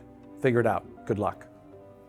So this is not a solution. If somebody's trying to sell you the opposite of this, if someone's trying to use this as some analogy to say, and that's why you hire me because I've seen it all, I've done it all. It means you're a median net worth individual. And you're not someone with uncommon ambition, uncommon wealth, uncommon power, and uncommon influence. Because no one knows how to actually deal in that territory. They just hopefully have the right set of temperament, skills, competencies, et cetera, to be able to figure that out as each day unfolds with enough new variables that have to be addressed, that if they aren't addressed with the mentality of walking into the cave of unknown, then they won't be fixed. And there's a similar problem in the advisory landscape that relates to this, that I very much like. And this is the chess players. So this is now another issue. The Gordon Ramsay analogy with the consulting chef kind of works here as well. Like, when we're dealing with a scenario, it's like, we want this guy looking over our shoulder, right? This is characterizing this position of we have the players, but now we have somebody above, and they're the knower, right? They're the knower that sees all, knows all. This person can plan every move.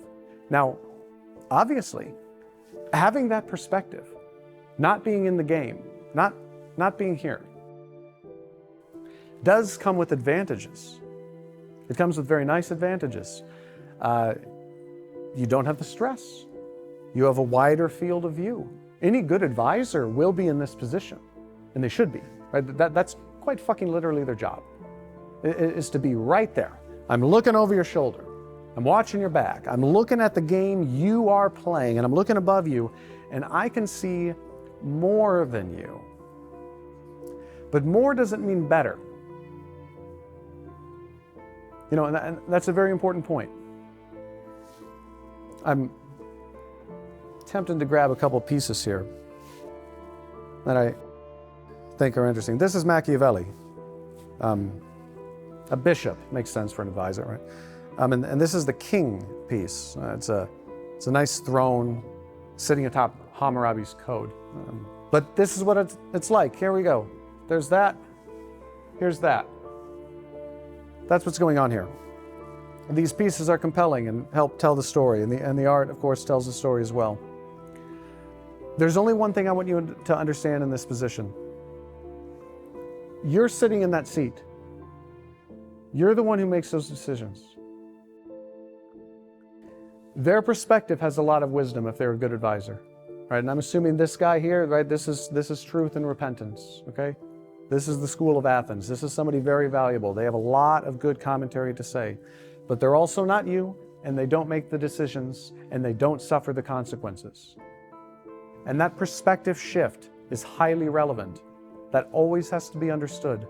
If you find yourself in a position where you're doing everything that someone else is telling you, that someone else is advising you, you're going to find yourself in a very difficult position because you're the one who actually bears the responsibility of winning the game. They don't bear that responsibility. Now, maybe they're tied to you, right? That would be kind of a good thing. Maybe the way you work together is that if you fail, they fail. That helps the situation. That, the whole mutual interests, for example, right? Like if a financial advisor you have, are they charging you a fee every month, no matter what, or are they charging you a performance fee? I think it's wiser to have performance fees. If they do well, they get paid more. That's a coherent strategy from my perspective. I think aligning your interests is always good, but just because you have aligned interests, it does not change the fact that one of you is in the seat and one of you is standing above, okay? Now, it's pressure in the seat and it's less pressure above. You have to understand that you will always have a different perspective. You have to be willing to disagree with the people around you. You have to be willing to move the people around you. You have to be willing to listen to yourself as well. This is not about, here, get the good advisors, keep the bad advisors out, and then they'll make all the decisions for you. You are sitting in this chair, always, and no one can take it. By definition, no one can take it. This is one thing that I love about the work of Machiavelli, why I find it so transcendent in a way, so deeply personal, is that it was much like Aurelius's text, Meditations. It wasn't written to be read. It wasn't written to be published. It was written to one person. At that time, the Prince of Florence. It was a job letter, really. It was a cover letter, a resume. He was applying for a job. He wanted his job back, essentially. It didn't work out for him, right? And he accidentally wrote one of the greatest texts ever written on how power actually works. But one of the fundamental piece, he understood his role as an advisor was singular, to help a leader keep their power. And that, in part, the purpose of sitting in that chair is to continue sitting in that chair. And that's part of the problem that I'm talking about. What's the alternative? Oh, you're going to abandon your seat? Okay, well, we now have chaos. We have complete chaos. And this is, I'm not making some advocacy against democracy. That's a system of changing power in a routine, regular way, okay? I'm talking about when we do not have our regular plan for power transition that the people have agreed upon, and we're now just abandoning our seat. Your job is to stay in that seat until you're done, until you're asked to leave, until you can't be there anymore, until there's a proper succession plan. We'll talk about that soon, because it's easy to fail at that stage too, which is a bit of a tragedy. But this is how you spend your life. And hopefully you have people standing above you that are looking out for you. But you can't ever forget that it's you that sits in the chair, and it's everybody else that doesn't. You have to keep that separation. You can't play the game as if you're not in that seat, because no one else can play the game as if they're in the seat. And you don't understand that unless you've sat there. I imagine most people really don't understand what the hell I'm talking about right now, and that's fine.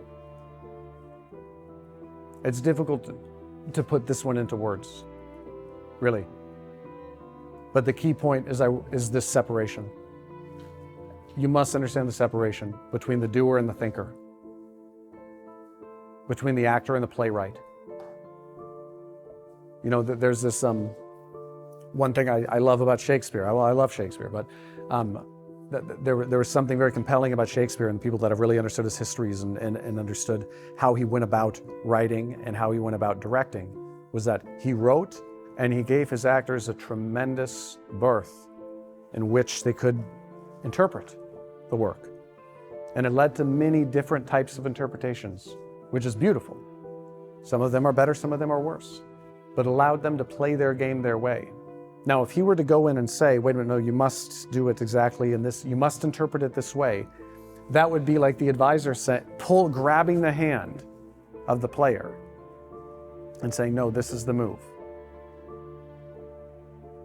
Once again, maybe that's the right move, right? It might be the right move, okay? If we can go have our private conversations, we'll talk about those things. We train, we discuss, we strategize, we plan, we rehearse. Again, in this analogy of the stage. And initially the analogy of the chess game, right? But all those things can happen. But now when we're in the game, it's not time. Nobody wants a Monday morning quarterback. They got to play the game. If we lose, we learn. If we win, we continue. It's an important piece. It's a really important piece. And if you don't do that, if you just let other people do things for you, you're not going to understand how to hold that seat. And your job is to hold that seat.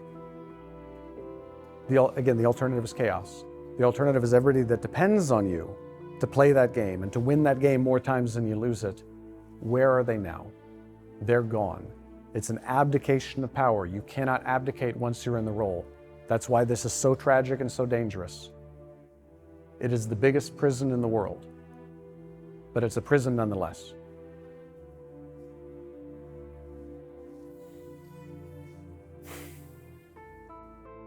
If there were any proof needed of why this is true,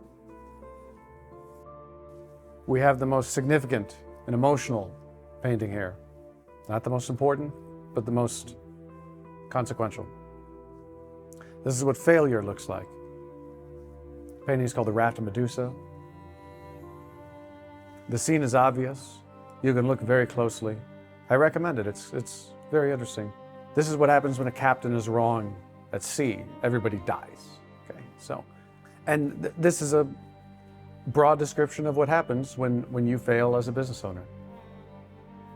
Once again, not a small business owner, not a medium-sized business owner, anyone significant. You saw The Big Short, right? Suicide rates track with unemployment rates. So if you think I'm being dramatic, you're ignorant.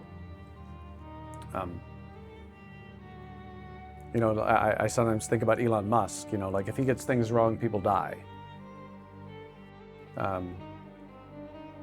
Most people I deal with are investors, or they deal with fund management. or massive amounts of capital, just significant amounts of capital. If they're wrong, people lose lots of money, potentially their life savings, you know. So I believe failure in that context looks like this. And for me, this is honestly what I think about most days. I think about, am I on a raft of Medusa? Once again, all these paintings, they lead to this, right? If you're misstepping in any of the paintings that I've just discussed, if you're making mistakes, if those things are coming true for you, this is where it lands. If this doesn't happen to you, then King Lear is where you end up. That's why these are the last two paintings. We're going to go one tragedy to the other. This is failure, and that's success, and both are brutal. This one's just worse. It's worse for everyone. This is bad for you, that's bad for you, this is bad for everybody. The Raft of Medusa shows exactly what happens if you fail at this level. Many people are naked, meaning exposed. They were completely vulnerable to you. They were at your whim. Maybe you knew that, maybe you didn't know. They were dependent upon you. Maybe you knew that, maybe you didn't know. They had their whole future planned based upon you. Maybe you knew that, maybe you didn't know. We have one person trying to turn back, one person praying, one trying to call out for help. There's another one trying to call out for help. Many are dead. Those living are waiting to die, which isn't much of living.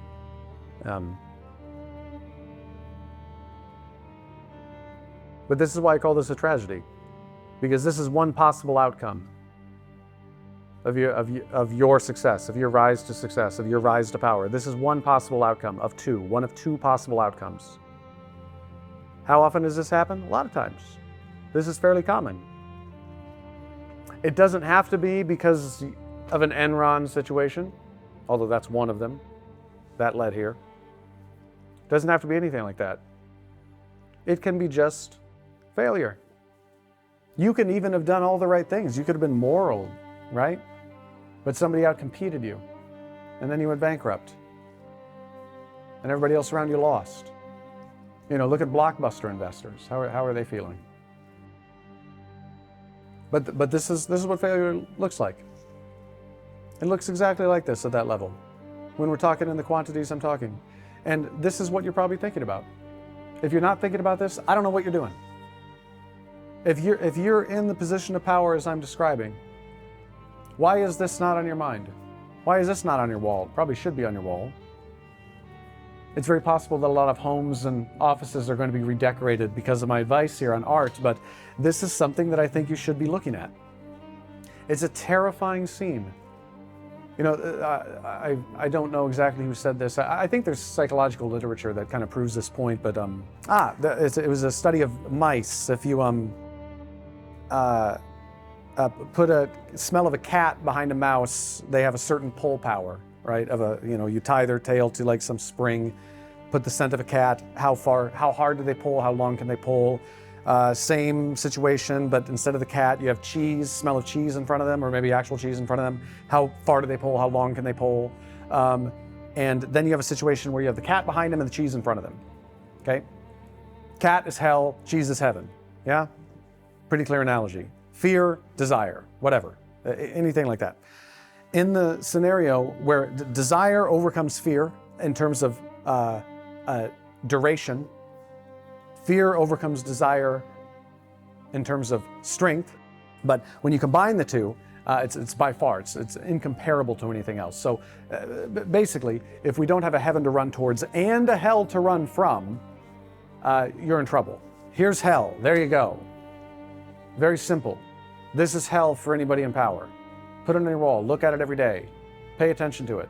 Run away from that. Desperately run away from that. You will have caused misery for every single person around you, every person that relied on you, everyone that worked for you, everyone that worked with you, everyone that believed in you. All of the things that you generally would want, or that any honorable person would want. Once again, I'm only speaking in the context, or rather on an assumption. I give it as an assumption that you want to be an honorable leader. Now, I think dishonorable leaders inevitably find failure, or people who are far too dishonorable. You must mainly be honorable, I think, to make it over the long term. But on that assumption, it means you care about avoiding this scene. And it should scare the living hell out of you.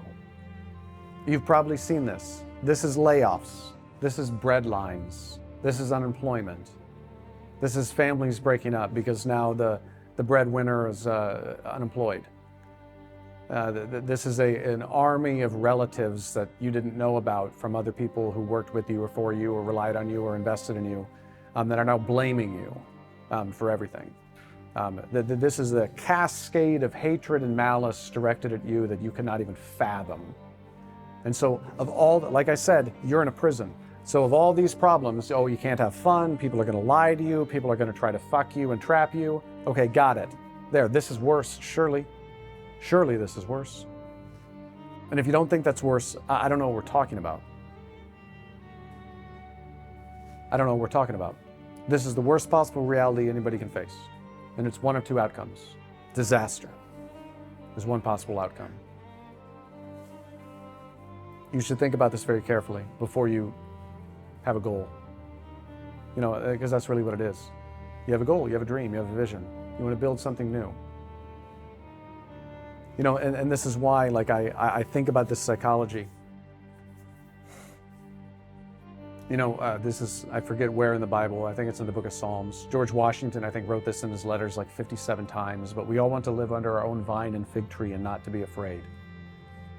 Is there any human desire that truly extends beyond wanting to live in a cottage and have your own farm and grow your own food and to be left alone? Everybody has that desire. Why would one desire more than that? It's not quite clear to me at all times. Because this is where it leads. The more you desire beyond that is some version of these paintings as I'm describing, this context that I'm describing. The more you desire beyond that, the higher these are in magnitude, in frequency, in intensity, in volume in your life. And the more bloody this becomes, the more potentiality for blood, rather, because it's one possible outcome. If you want to achieve something great, this is a potential situation that you have to deal with. It's always a threat to you. It's always lurking. You could be right for 9,999 days. If you were wrong for one, I hope you didn't lose everything.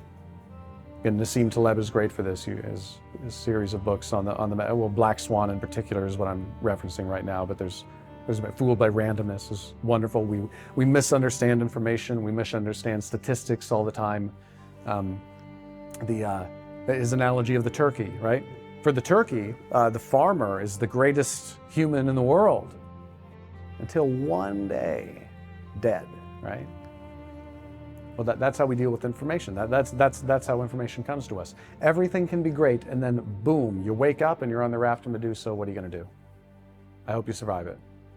If you don't, it's over. Like literally over. And that's how things happen. Sometimes it's arbitrary too. You couldn't have predicted it. You couldn't have done anything to avoid it. And it wasn't even your fault. Too bad. You wanted to sit on the throne.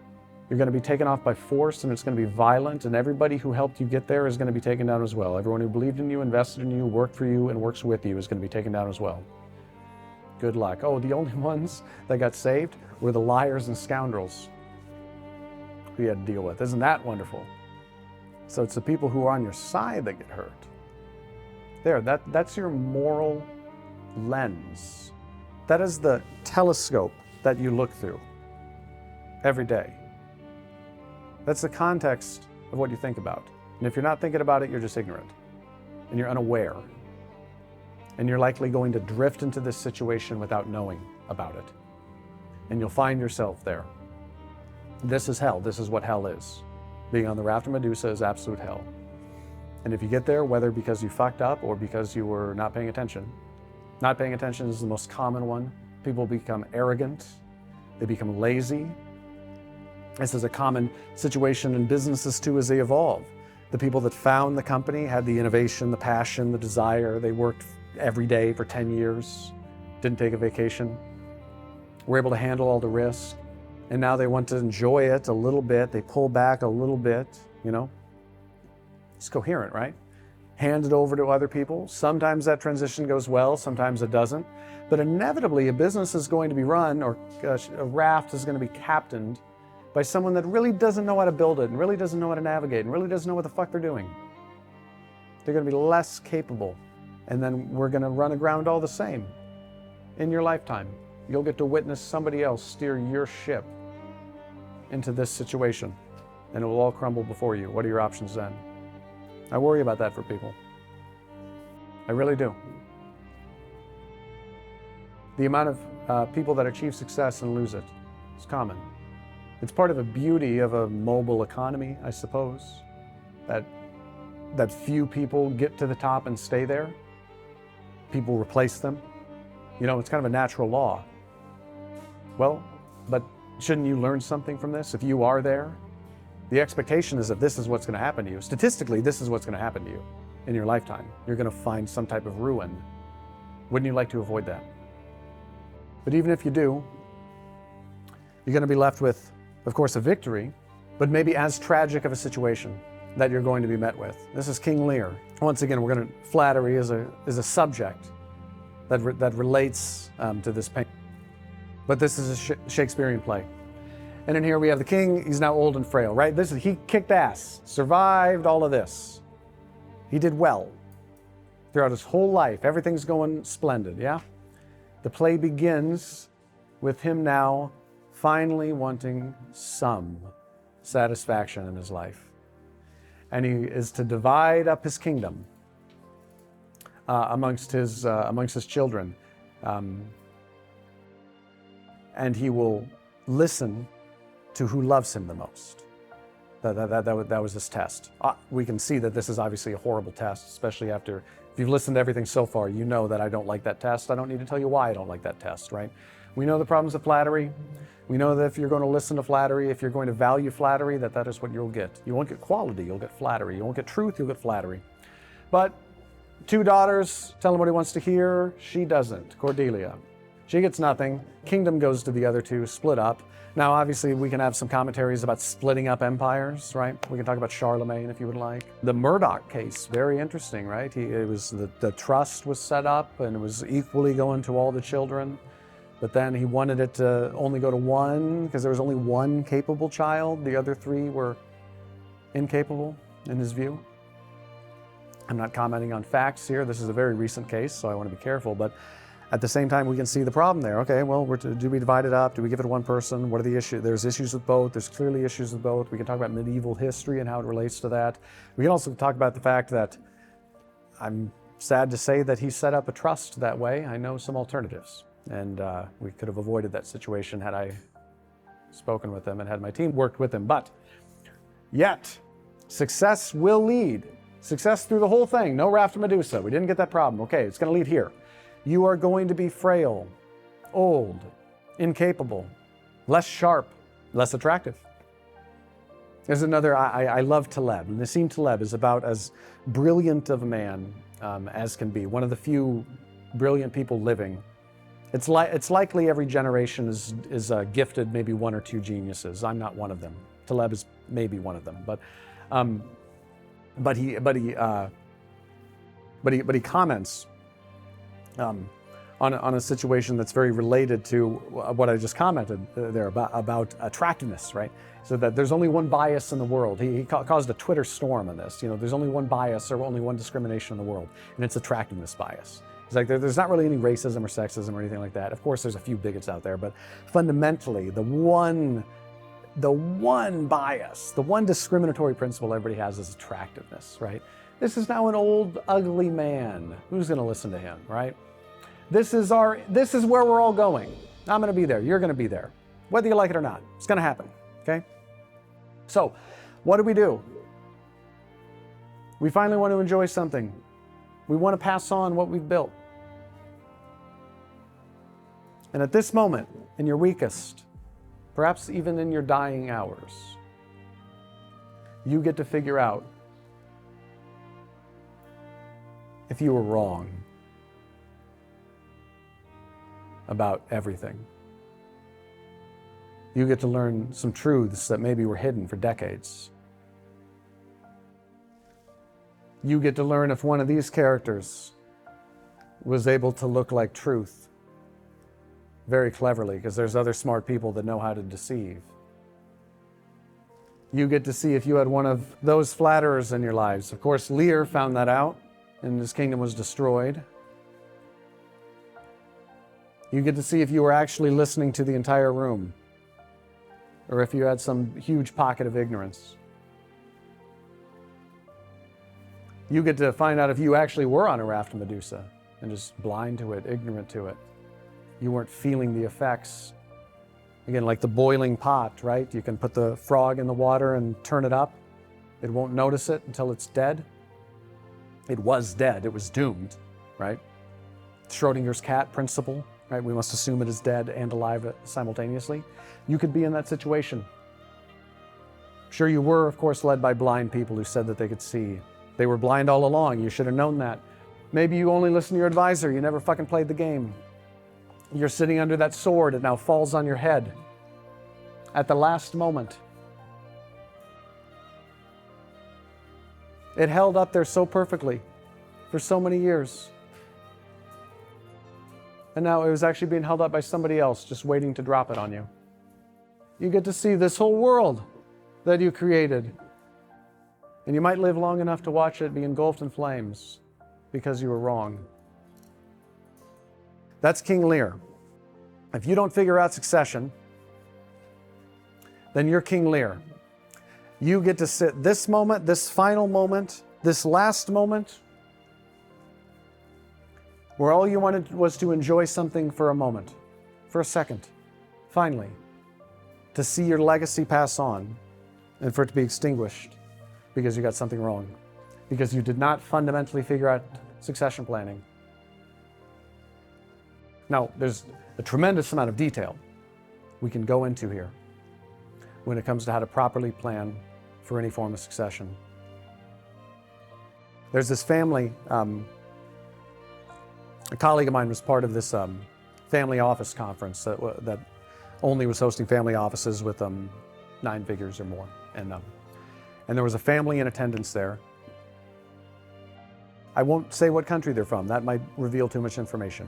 It was from a country on the continent of Africa. How about that? That's as specific as I'll be. But they were a 7th generation, 7 generations of getting that right. This, that, all of this, 7 generations, and that, of getting all of that right. 7 generations. And it was so interesting how they went about that. One, a bit of luck, there's definitely going to be some luck there. There's really no way around that. Most everything dies at 3 generations, no matter how great you are. But they had a tremendous education pathway for each generation. They provided a type of endowment for the children that sucked, and the cousins that sucked, and the nephews that sucked, because a lot of them are going to suck, okay. An endowment for them to not cause too much of a problem. I was listening to Lee Kuan Yew earlier, a brilliant, brilliant leader, unbelievable. And he said, the only way there's 2 ways to get rid of government corruption, and you must do both at the same time. One, you must pay your government officials well, because if they're not paid well, they're going to be bribed. And then you absolutely crush anybody that takes a bribe. Okay, so you make it too expensive for people to bribe them by paying them well, and you make the punishment so severe for accepting anything like that, where it's like, well, why would I give up my job? Okay, well, a decent little play. Okay, well, how to deal with your kids if you're very, very wealthy, or deal with the family members if you're very wealthy. Give them enough of an endowment so they don't cause a problem. And then find the 1, maybe 2, but it's going to be 1, who's actually worth promise, and put them through the Platonic school of education. Train the hell out of them. They had a really interesting strategy too. When they found, usually in their teens, they found someone of promise, then they really started educating them, getting them tutors, very serious tutors of classical education. I'm reminded very specifically of Philip of Macedon right now. He didn't hire any educator for Alexander. He hired Aristotle.